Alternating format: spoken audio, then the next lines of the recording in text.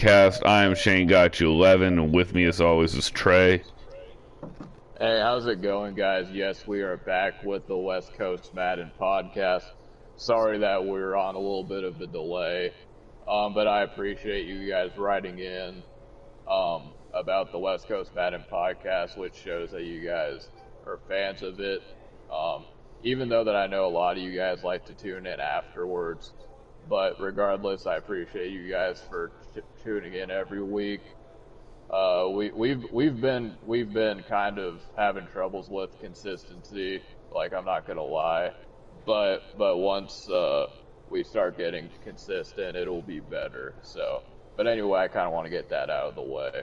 So, other than that, nothing really much going on for the intro. We do have a lot of stuff to get to, which I'm pretty excited about. I feel like I have a lot of stuff, exciting stuff that's mapped out for the podcast, but random.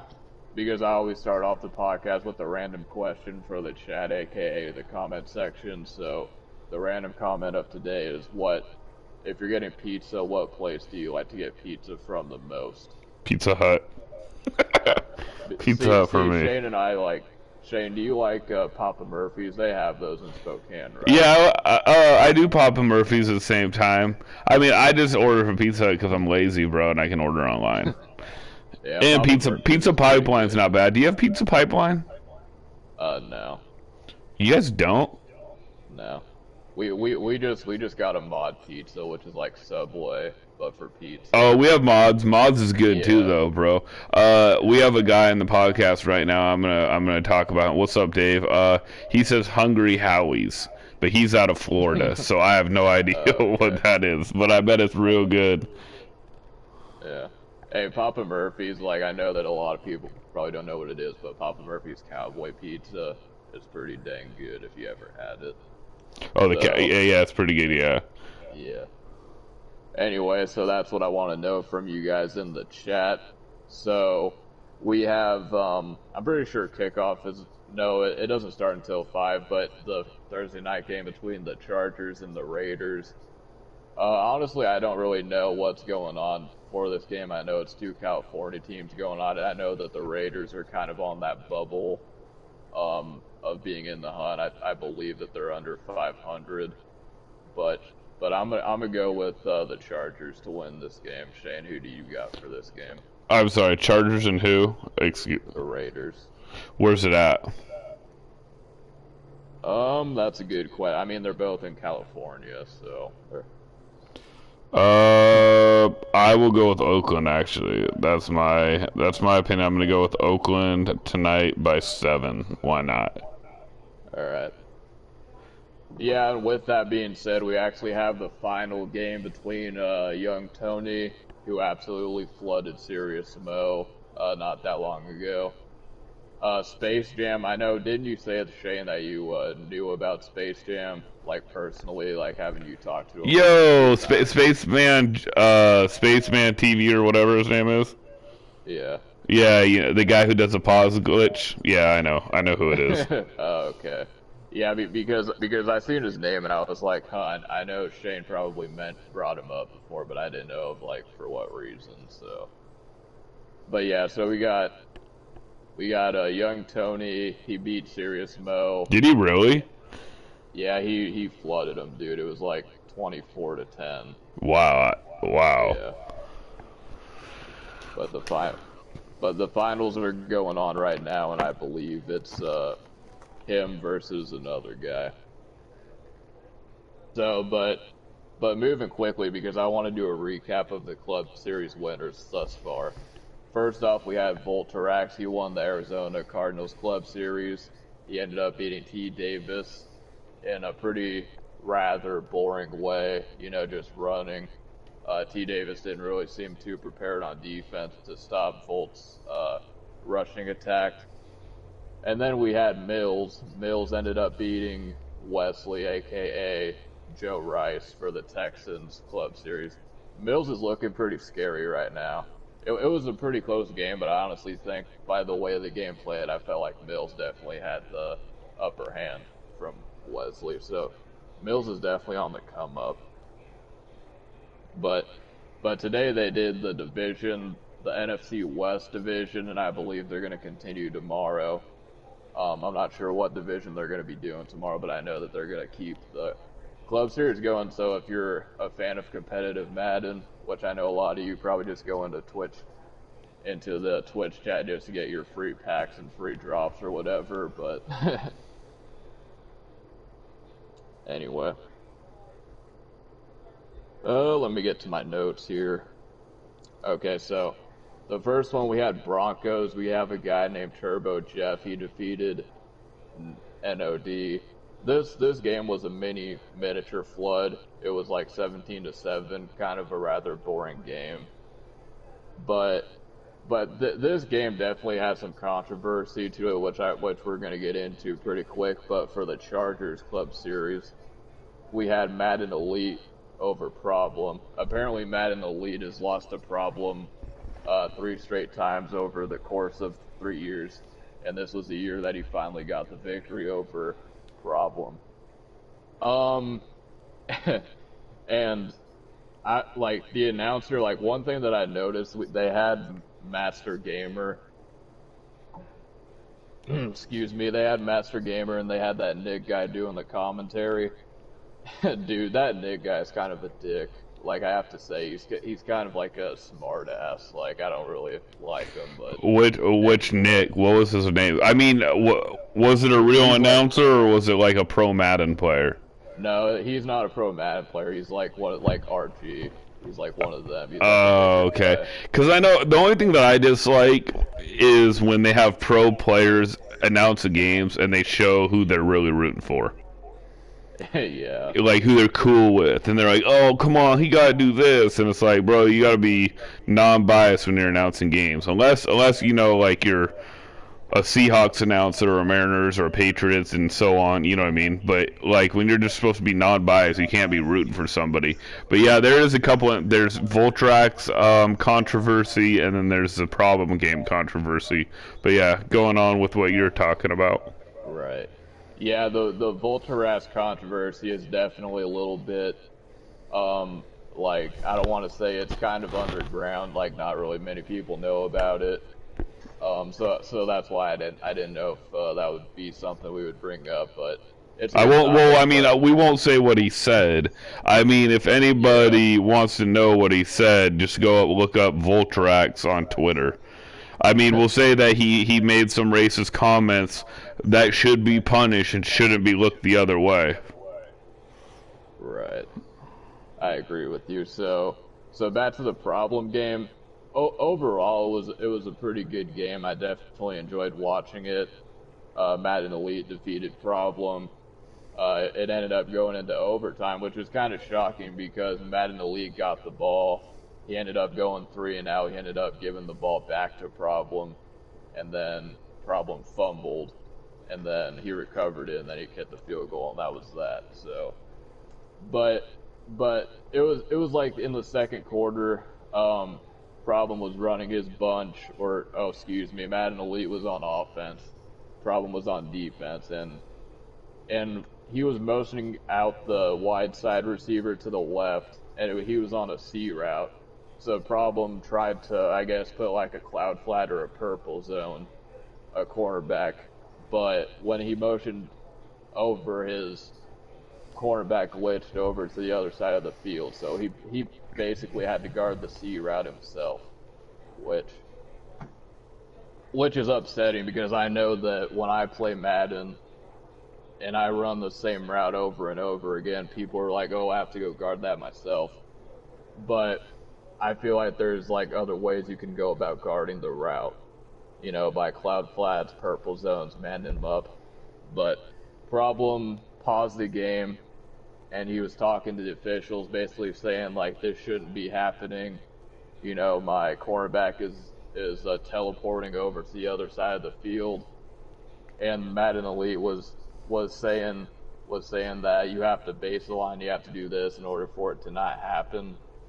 And some people were saying that Madden Elite knew what he was doing, you know what I mean? Like he knew that he was kind of cheating, which I kind of find that hard to believe because once he called him out on it, he stopped doing it. if I'm on the other side of that as a competitive Madden player, I'm doing that over and over again. That way, I'm in your head, and you're just mad. So you take your mental focus all the way out of the game.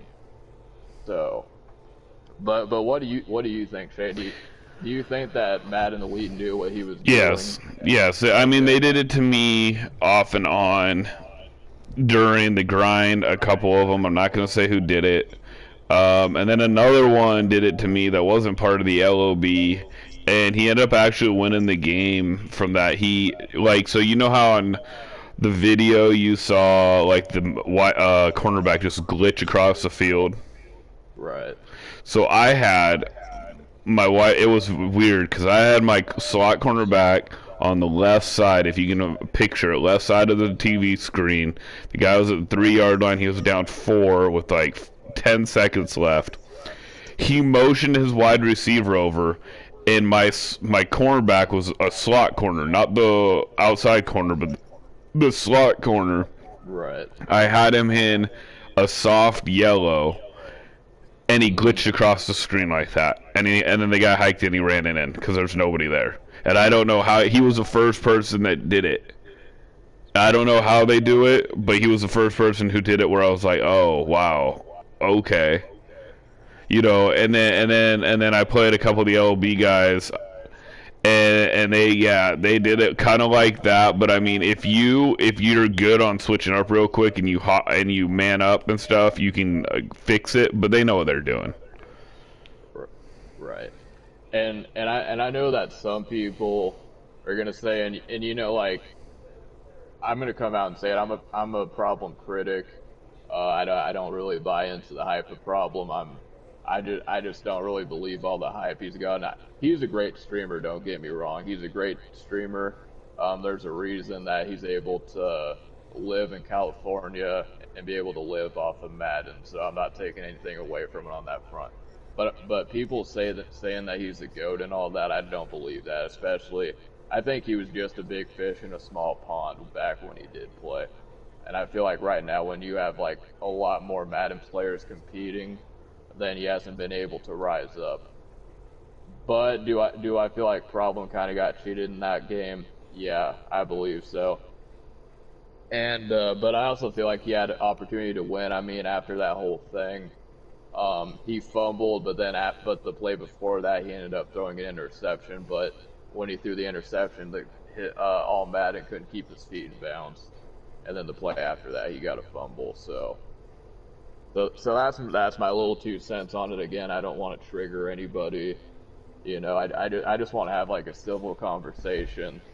I mean, you respect my opinion, I respect your opinion.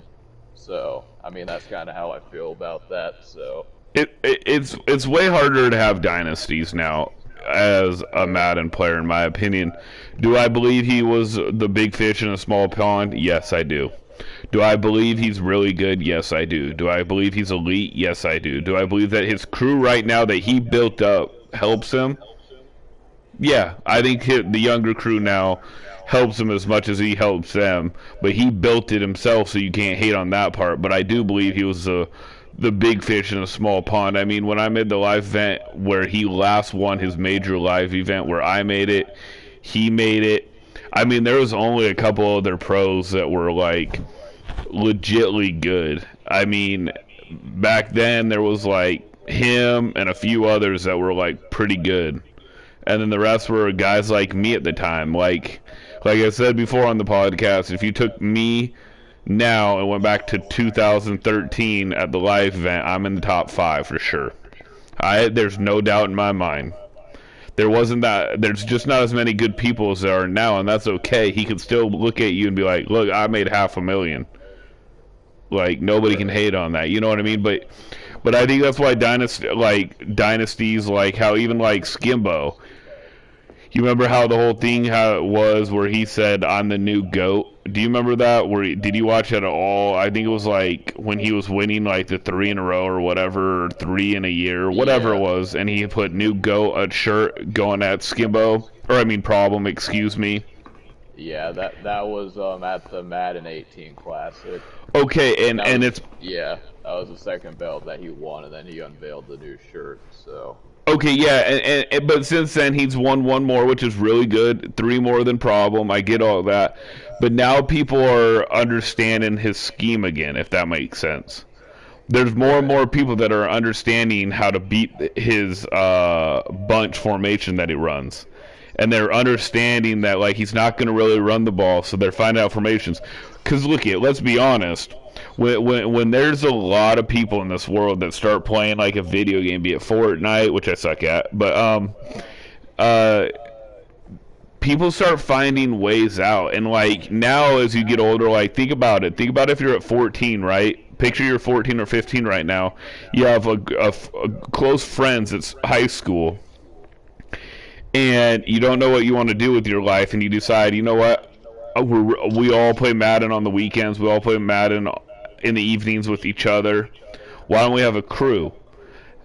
And if you're the mother or you're the father and you're like, yeah, well, it's never going to get you anywhere, and you're making 40 to 100K a year, they can't argue that. So there's more and more kids trying to do that. If you know, if my opinion is making sense, I guess. Like right, there's more people now. There's more like high school kids that are like, oh, mom, I can make 100K, 200K, and they're like, okay, okay. So right. yeah, so more and more people. There's not going to be as many champions, in my opinion, that are winning belts every year consistently. Right. Yeah, which is impressive, and I mean that's a good point when you brought up because then I mean like I'm a little bit young. Well, I'm a little bit younger than you. I don't want to make you feel like you're that old, which you're not. No, I'm cool, bro. You're good. No, but what I was gonna say is that like people that are in high school or like people that are 20 or 21, I feel like they've had parents that play video games, whereas I feel like someone a little bit older like yourself, their parents didn't really understand about video games, so it was a little bit hard back then, and I think back then when they were having those tournaments, like it wasn't like how it is now in terms of like prize money. I feel like it was just kind of like for bragging rights more than anything. Well, 2013, bro. First place problem got 140K. Oh wow, that's a lot. That's legit, and I think second place was 40,000 at the time. So like, yes, but there was only one, and then they never did it again. I mean, Yeah, they didn't do it again. Like it wasn't consistent. And yes, no, I fully agree. Like if my kid at 16, 17 is awesome at Madden, and he's like, "Yo, Dad, I think I'm gonna try to take it to the next level," and I can tell he's really good because I understand. You know what I mean? I'm young enough to understand making money off of video games now. right, I'm all for it. Like, how are you going to tell somebody, you know what I mean, to go work at McDonald's or Walmart? Nothing against that to anybody who's working that. But if you can make triple that or double that playing video games, why not? And you know what? A lot of people that play video games, and I'm going to be honest, have anxiety issues or a disability. And you know what? If they're comfortable at home making money with their family around, but they're not comfortable talking to people out of their element. Besides, like traveling to tournaments, a lot of them travel with their families. Why not? You know what I mean? yeah, yeah, for sure. I agree. So, one more thing that I kind of want to get into about the problem thing, and then we'll move forward. Is I found it funny, and this has to be a meme. Like this whole thing has to be a meme because one of the things that I found really hilarious was when they were talking to Problem, and then Problem was talking to RG, and then Problem's like, "My corner's going over there. That shouldn't happen." And then RG was like, "That's going to happen. Yo, That's yeah, going you to could definitely happen." put that on a meme. It's because they don't really care. Yeah, no. They So don't. like, so basically like, whenever we get mad at Madden or like EA, and then we're like, how is that happening? That shouldn't be happening. There needs to be a meme of RG being like, that's going to happen. Yeah, that's real crazy. But you know what? Like here, I'll say something. In years past, I did think patches need to be fixed right away. Like the contain glitch last year, I thought it was just like basically like the 3-4 pinch or the 1-4-6 right now. But like this year's game, I didn't. Like you and I have talked off air before. I don't think the game was that bad to begin with. And then with all these patches and with these big patches, like I talked to the guy that I talk to once in a while at EA, he told me that it is true that when you do more and more patches, it leaks more chances of a new error happening or a new bug, if that makes sense. And then they try to fix that and it glitches that. So like the biggest thing that I can take from this year game that they kind of ruined it, honestly, for me, in my opinion, is not even the 3-4 pinch or the 1-4-6 this year. It is they took the pinch max protection out. You know what I'm talking about on the Pass Pro? Right. They changed that to double team. Yeah, and now the 3-4 pinch is overpowered again because what they do is they basically, for people that don't know, they press, they blitz all the linebackers, they spread the defensive line out, they crash out, then they pinch the linebackers and then hit contain. And what happens that there's no pinch protection now because they changed it to double team for whatever dumb reason. They basically dumb out the offensive line, and then they come in and sack you and tackle you right away. That it has to come back. And I've seen Chaos. I've seen a couple other pros say you need to bring back pinch protection. The double team is dumb, which I fully agree. And secondly, there is a rumor. I don't know if I said on the podcast or not before, Trey. You might definitely fix what I'm saying right now. But my guy told me that there's a good chance that there won't be abilities next year, or they'll definitely be fixed differently. Did I say that on air, or did I just tell you that? Yeah, you told me that, and then you said that there was a poll that came out saying that not a lot of people really liked the X Factor, or whatever. Oh yeah. It was like no. It was like 50-50 or something. Right. And then the other thing, like with 1-4-6, and then I'll let you get on our next topic. But the 1-4-6, it wouldn't be that bad, in my opinion, if I guess you could get open a little bit more. Like if Seahawks, for example, blitz all the time, right, and they put everybody on the line, there would be teams that expose that over and over because you can't just press and get in a split second. And people are like, well, if you block right, if you do this right. But the reason why they do it is because the game dumbs out. Like they'll drop the defensive ends, right, and they blitz the slot corners. Right. And the offensive line's like, oh, but in real life, they just smash that cornerback to the ground when he blitzes. If everybody dropped, is what I'm saying. And if you're blitzing everybody, okay, yeah, you got to make a hot read. But a lot of times, all these pro players and all these people that are copycats are doing is just dropping people and then blitzing. Like one guy I played yesterday, no lie, Trey. He was in 1-4-6 and he'd blitz like one side at times. And the line, even when I ID'd and slid, they'd dumb out sometimes. And he'd just run through the middle and there wouldn't be anything. And then lastly on the 1-4-6, if I come out in a power formation, or if I come out in even a shotgun, but I have two tight ends and a heavy set, there is no way in hell, bro, that a bunch of cornerbacks and linebackers would be able to run through the offensive line like that. That's my biggest pet peeve. I don't know what you think about it, but I just feel like if you put a bunch of 185 to 240 pound linebackers and cornerbacks on the line of scrimmage, and I come out in power formation with 300, 350 pound hosses, they're going to get knocked down more so than not. Right. And I agree with you, and I'm glad that you brought up the fact about how you try to counter blitzes. One of my biggest pet peeves with people is that people almost look down on you if you have like a hot blitz that you run. People are like, "Oh, you're cheesing the game." It doesn't like this wouldn't happen in real life, but like this one game like five wide is really popular right now for some reason. I And know why. when I'll you tell you after.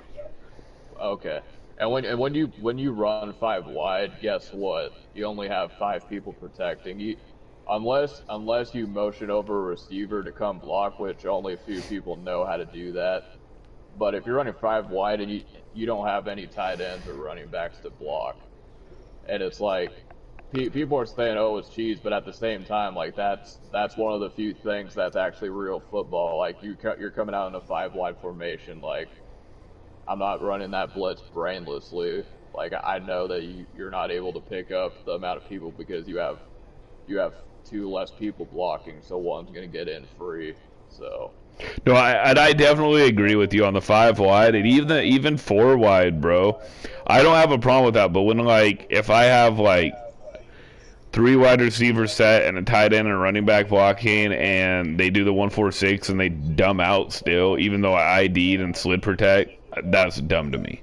And it's mainly because they took away the pinch and all that stuff. But no, the reason why the five wide has become so popular, I talked to a couple guys last night that I know. One's in the top three right now. Actually, a couple guys are in the top three, but the one guy that I talked to that's not in our Discord, but he's, I think, number 2 right now behind Joel.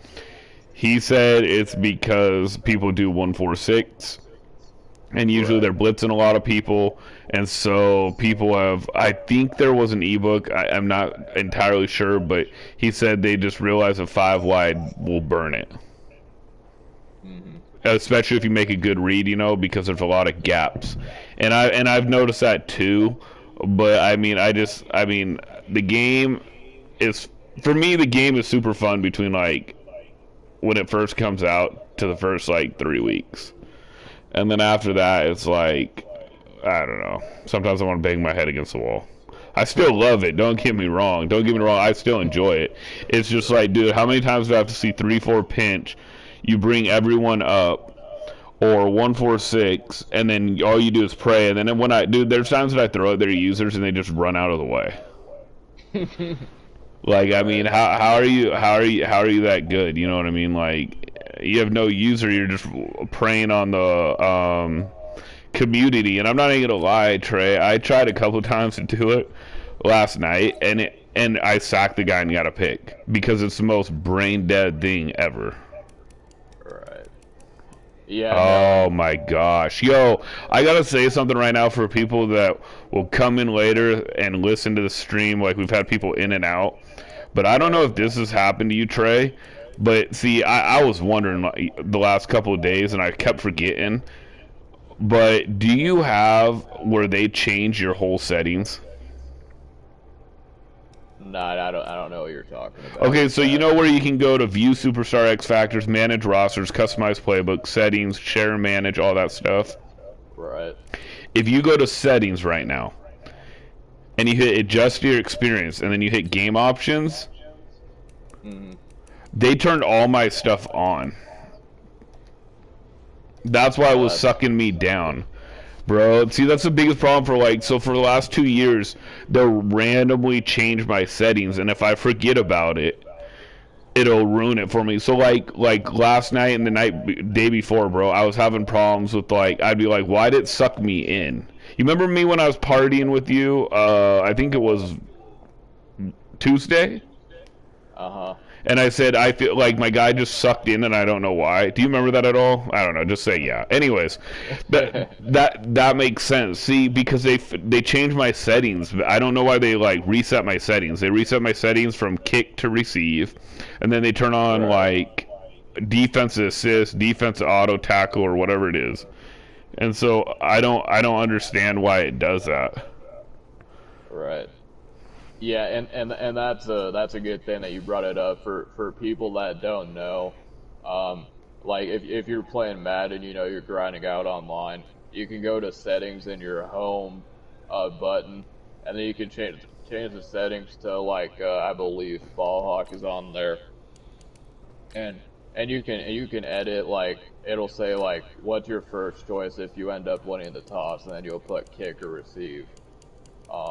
So that's a good little tip. So, but that is weird that they changed your settings. Bro, bro. So I went into just right now, which you can see it on screen, because now that I'm remembering, because a lot of times I'll think about it during the game and then I'll forget right when the game ends, Right. and then I'll play. So they had put my defensive heat seeker on, defensive switch assist on. Heat seeker assist and switch assist sucks your team. Like when you try to tackle it like sucks you in. So that makes sense why I was doing that, and they changed my thing from kick to receive. And now I'm gonna have to check it tomorrow. Once I turn this game off, I'm gonna have to remind myself to check it, and it makes sense why it does that. Another thing though, Trey, they need to bring back conservative tackle. Yeah, conservative tackle. I mean, that is definitely going to be something. I would like to see it in a patch, but definitely next year for sure, because they need to bring it. I understand, you have enforcer that counters, jukebox, armbar, all that, but I would rather just do conservative tackling if that means that I'm not going to get the big hits or the fumbles, but when I do tackle you, I want you to go down. So that's what I would like to see with conservative tackles. So I agree. I agree with that. The main issue is like I felt like this year all these patches ruined it. And I usually don't say that. I mean, you know me, I'm very pro patch, because I feel like, like people like the scum kick last year. I think that's just dirty. And people are still doing the scum kick this year. So, like, when people say that's not working, and, like, I'm not talking about how, like, I angle and kick out of bounds. Like, I've had multiple people, like, Trey, kick the ball, and it will sit at, like, the 4-yard line again.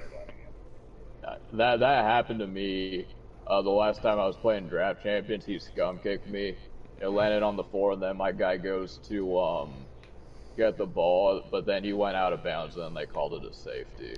So it was either yesterday or the day before. This guy kicked it, and I got it like the 4, and I picked it up, and they do that stupid stumble, like oh, and luckily it let me like rebalance myself, and I ran back, got to the 10. But if I didn't know how to do that, or if I wasn't quick enough, I would have fell into the end zone. He would have touched me for a safety, and I like that thing. Those things are terrible, and the reason like I've talked to people, and I've talked other things, and people are like, well, if EA made a good game, they wouldn't need to fix it. Look, I'm going to be honest, like, a lot of this is victim mentality by people.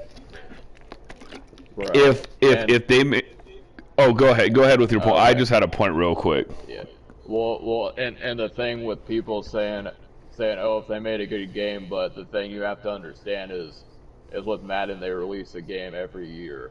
Like, there is literally no possible way, and this is for Madden haters, because I'm a glass half full kind of guy. I get triggered with EA and Madden, but I also get triggered with EA haters and Madden haters. There is literally no way on God's green beautiful earth that you can constantly create a Madden game. I don't care what year is it, but to have a game come out every single year and not have some sort of problem with it, there's absolutely no way. But that's all I wanted to interject. No, but see, what I was gonna say is, and I've told people this: the reason why they have patches is because of dirty players, cheater players. Like, don't blame EA as much as blame the people that, like, look at, bro, like, okay, when you get the game, right, like, you or I might be like, hell yeah, we'll go to skill trainer, or we'll play, or learn plays. You literally got people and crews that are trying to figure out how to, like, scum kick and make it go out at the 1-yard line and get you a safety. Or they're trying to figure out how, if I motion over, your guy glitches off. You know what I'm saying? Or if I hold the trigger button and hide behind something, your offense line dumps out. Blame the people that are trying to expose the bugs. And yes, I understand, well, if EA made everything fixed, They wouldn't have to do that. But I mean, it really is hard to have a perfect game. It really is. Yeah. That's why, you know what, though, Trey? You know what they need to do? In the online tournament and the live tournament, there's different rules than the grind. So, like, technically, that motion glitch the problem was getting into, it should have been illegal by the rules. See, I've made the tournaments, at least the online part in the MCS era, where it states, like, Rule 5A 1.23. It says there will be no glitches, there will be no pulling your player offside, making your opponent go offsides. Right. There will be no dumbing out the defense and audibling so you can't fix things. It's all that stuff is illegal. They should do that on the grind too. Like, hey, if on the grind you do this and they record you and send it into us, you're gonna get banned. You know what I mean? Or suspended. Right. That would cut out a lot of the little cheap stuff that's happening all across the board. Right. Yeah, no, I completely understand. And, I mean, like, and again, like, should he have gotten, I don't think he should have got banned, for what Madden Elite did. But I definitely feel like there should be repercussions. But I kind of want to move on, if you don't mind. Oh, that's cool. To our next topic. So, and then the last Club Series game we had the Raiders. Pavin flooded Jay. It was Pavin's the defending Club Series winner, so he's looking in real form, looking to prove that he's back again. So that's definitely a good thing. And then we're still looking to see if young Tony makes it or if it's the other guy. I'm sorry, I'm having a brain fart remembering what the guy's name is right now. But anyway, so we're gonna move on to the next topic that I wanted to discuss, and that is Mud Draft. So about a week ago, they added a new feature. They said that they were gonna make an update to Mud Draft. And, people were kind of freaking out, like, oh, are they going to add abilities? There was a lot of speculation. What they did, if for people that don't know, is when you go to draft a team and say that you don't like your team, you can actually there's a setting where you can retire your team. And then you'll still get the rewards from however many games you played. So if you're 3 games deep and you decide, okay, I just want to take my wins and then reset my team, you can hit the retire event section and then just redraft. I mean, me personally, I don't really like it because I feel like that almost takes away from the mode itself, because Draft Champions is supposed to be about different playbooks, different schemes. I feel like that's what makes Mud Draft the most unique. And I feel like they almost gave the pro players that were complaining about not getting their playbook a way for them to just keep on redrafting until they get their team. So Shane, what's your opinion? Yeah, I think it's horrible. I didn't know that when I was doing it, even though I'm sucking at Mud Draft right now. I think it's bad. Mud Draft is supposed to be about random playbooks, random teams. Let's see how good you really are. Well, now they're doing basically like if you have enough coins, you just reset it until you get the perfect team and playbook. Right. And then, is it really that good of a record? And it's crazy, though. Here's another thing, Trey, that I've heard. I don't know if it's been verified yet, but there's been it's basically they said that you don't get to pick and reset your team and playbook in the tournament. Right. So what's the point then? Why are they doing it during the grind? That makes 0 sense. Yeah, it definitely makes 0 sense. So I guess when it comes to the the online part, then it's gonna be that the one draft is all you get. Like, you can't go back and retire and then keep going, right? Yeah, that that way I yeah. can expect. So in the tournament, you just have to be what you are.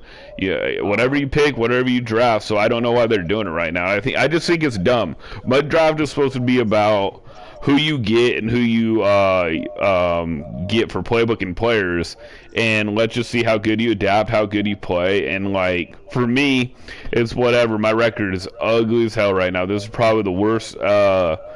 Time I've had to try to grind for a tournament record wise. I'm not even gonna lie, but at the same time, I'm not switching my playbooks or anything. I'm trying to learn them when I play. Yeah. Where I mean, let's say you go 85 and 10 because you keep picking, the Giants playbook, which you're really comfortable with, and you're top 20, and then you get into the clubs. Or not clubs, excuse me. You get into the Mutt Draft tournament online, and then you can't reset, and you get a different playbook you don't know. Good luck. Oh, and just breaking news, I guess, is Fame Nate beat Tony in the tournament game. Do we know what the score is, or? I don't know. I've been getting texts that Nate beat Tony, and I didn't know Tony was disabled and in a wheelchair. I think that's legit by him. I think that's so cool that he did that. Like, I give major props to him. I really do. I think it's awesome that he's out there. It shows people can do whatever they put their mind to. Yeah, and then when I was watching the stream earlier, he has to have like a custom controller because he like holds the controller a different sort of way, and it gives you like all that much more respect for him because like the way we hold our controllers is like a lot different. But I mean the way that, because they were talking about it on the stream about how he has to have like a special controller and how he like holds it a different way. Like I can't even imagine like just going into a normal game and then trying to compete, let alone go to like where the best of the best is. Hey man, and he battled it out. He beat Serious Mo's ass, I guess. I mean, I give him props, bro. I mean, now, not saying that like, I mean, it's so crazy, but at the same time, like he just handled his disability. He's shown that anybody who's has a disability can do whatever they put their mind to, and that's really good for people that are coming up or people his age. And he doesn't care. He just, you know what I mean. He went and did it. I think that's really cool, man. I really do. Yeah. So shout out to Tony, but unfortunately, I'm so bad. I'm so bad tonight. But what's the guy's name that won? Fame Nate. Fame Nate. So shout out to Fame Nate. He is your Chiefs Club Series winner for 2019. That was a tough club though. Like for real. I mean, they were talking about how they had like they're going over like the most popular clubs, and I think Chiefs was like top 5. Oh, really? What were the top 5? Do you remember? It was Fame Nate, Serious Mo, Young Tony. No, I mean the top 5 clubs. I think Do you remember? Patriots were up there. I think the Lions were up there, and that's about all I can remember. So. You know what? I'm gonna say something. Look out for Intoxic Ape from the Titans Club. I'm just gonna say that right now. He's like Henry Jr. Basically, we'll see how he can handle the bright lights. Right. For sure. Also look out for Krotobin defending Krotobin, who's in that club. He's a belt winner, so it'll be. Yeah, it'll be real good. I mean, here's the thing. Krotobin got beat by him. I guess he was down 2 touchdowns for basically most of the game to Intoxicate, and then lost, I believe, 27-21, if I'm correct. Right. But I guess I know who Intoxic Ape is, and a lot of people aren't going to know who he is unless he makes a bigger name for himself. I just know that he's really good every year. You know what I mean? But he's young. He was super young. At least what people have told me, and by talking to him, I think he's young. But it's how he's going to handle the bright stages. Like Krotobin's young too, but he's been there, done that. You know what I mean? It's a whole different ball game. I'll tell you that right now. I play a little bit different when I know it's a tournament than when I'm just grinding. Like right now, it's like whatever. I'm sucking right now. I know eventually I get used to the playbooks. You know what I mean? But when it's a Yeah, tournament, one mistake, you're dead, bro, and it snowballs. And oh boy, ouch. yeah, the snowball effect is real. Like, especially when you get into a game and then you know it's important, and then, like you said, you know, one mistake, and then it kind of, or like one thing that doesn't go your way, and then it kind of snowballs from there. So. Definitely, bro. Definitely. Yeah. All right. So with that being said, it's time to get to my personal favorite topic of the week. We're going back to the history lesson of Madden. This is going to be the history lesson of 2004. Now, a lot of people are considered that this Madden is probably the best ever. Maybe not because for the gameplay reasons, but because of one person in particular, and his name is Michael Vick. I think Michael Vick is probably the greatest Madden player. And when I say Madden player, I'm talking about like a player that was actually in Madden. You know, even today, he's still, you know, like a big name in the Madden.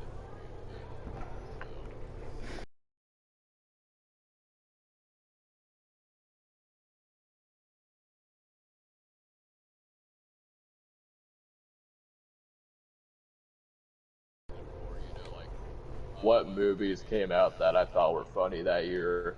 What kind of songs were popular back then? And then we'll get into the Madden stuff. So. But anyway, so for the movies, we had Dodgeball. Dodgeball's a funny, a funny movie. I really like that one. Uh, The Incredibles came out. The Incredibles were pretty good. I didn't see the second one. Was the second one came out a while ago, but I haven't seen that It one was yet. decent. It was not better. The first one was better to me. Yeah. What about Anchorman? Have you seen that one? I haven't seen Anchorman or really Dodgeball that much. Okay. Napoleon Dynamite. Shout out to Idaho for that one. That's a classic.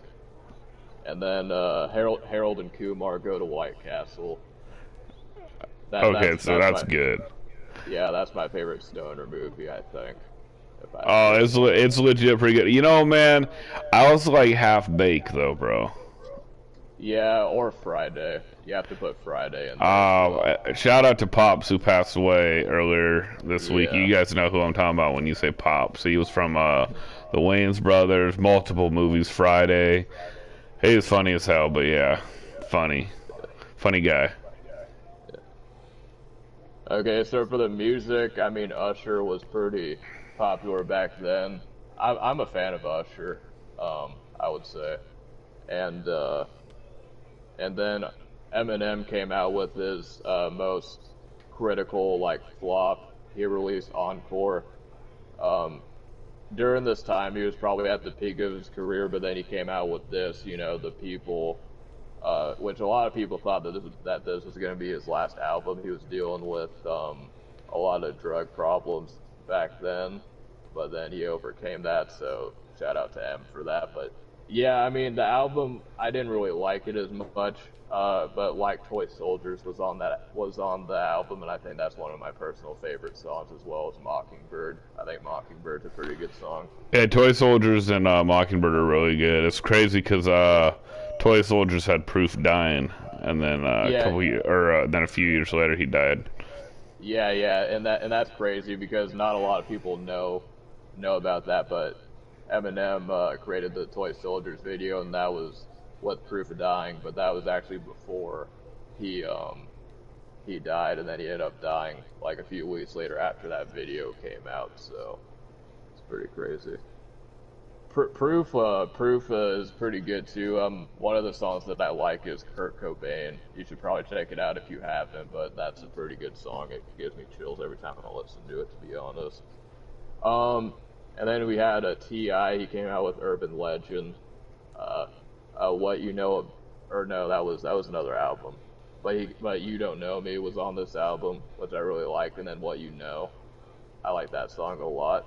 And then he ended up doing a show in Spokane I think it was like a year back, but I seen that he came to the Knitting Factory not that long ago. Hey, yo, real quick, not to go on topic, but did you see that he's in the news? Did you see that?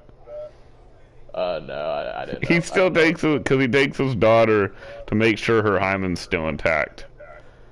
Okay. No, I'm not joking. She's like 18 and he broadcasted. So when you said his name, I remember that they had it on Twitter. Okay. Yeah.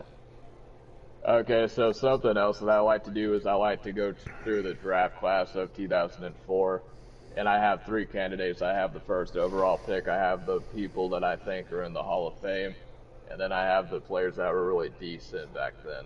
So for this year's draft, first overall is Eli Manning. I'm gonna tell you straight up, I never cared for Eli Manning at all. Like, and it's like one of those things where like you don't know why you don't like somebody, but for some reason you just don't like them. And I feel like that's the case for me with Eli Manning. I just never cared for that guy at all. So that's that for me. But are you an Eli Manning fan, Shane, or what No, do you think about no, him? I don't really care about him. I didn't like it when he got drafted, I believe, by the Chargers and threw a hissy fit. Yeah. And then went to New York after that. Like, to me, it's like, bro, you getting drafted and you're making millions of dollars. Shut up and play. Yeah. Okay, so for the Hall of Famer players that are drafted taking this class, I have Larry Fitzgerald. He's a Hall of Famer, no doubt in my mind, as well as Sean Taylor, who I believe is already in the Hall of Fame. Rest in peace to Sean Taylor. Yeah, Fitz is special. Sean Taylor, unfortunately, got his life cut short. Yeah, though I agree with all the Hall of Famers. Those three are definitely Hall of Famers. And then for the solid picks, we have Phillip Rivers, Kellen Winslow, D'Angelo Hall, Big Ben, Roethlisberger, Vince Wilfork. Uh, is Big? I should have probably put Big. Okay, forget I had that problem. Big Ben in the Hall of Famer. Do you feel like he's a Hall of Famer? I think Wilfork or whatever that guy's name is from Patriots. I think he makes it. I think Philip Rivers does, and I think Roethlisberger does. Yeah. All right. Alrighty. So yeah, that's the notable selection for the year 2004. Um, Now I'm gonna quickly. Okay, one more thing that I found out kind of interesting. I believe that this was actually the first year, and this was like the Madden Challenge era, and this was like one of the first big tournaments that EA has seen. Shane, real quick, like how much? I already know the answer to this question, but I want to see what you guess. But how much money do you think that they gave out in the year 2004?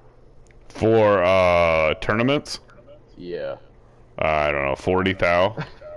Yeah, you got it right on the nose, actually. Oh, wow, I didn't know. They gave out $40,000 to first place, which ended up being his name is Big Gene. Big Gene is a icon in the Madden community. Not a lot of people know him, but he's actually regarded as to be one of the best. He's made a few appearances here and there, but back in the day, he was definitely the truth. So shout out to Big Gene. Let me get to the ratings real quick. So again, the cover athlete for this year's Madden was Michael Vick, of course. And also one other cool thing, I believe that this was the year where they introduced the playmaker mechanic into the game to where you could redirect receivers.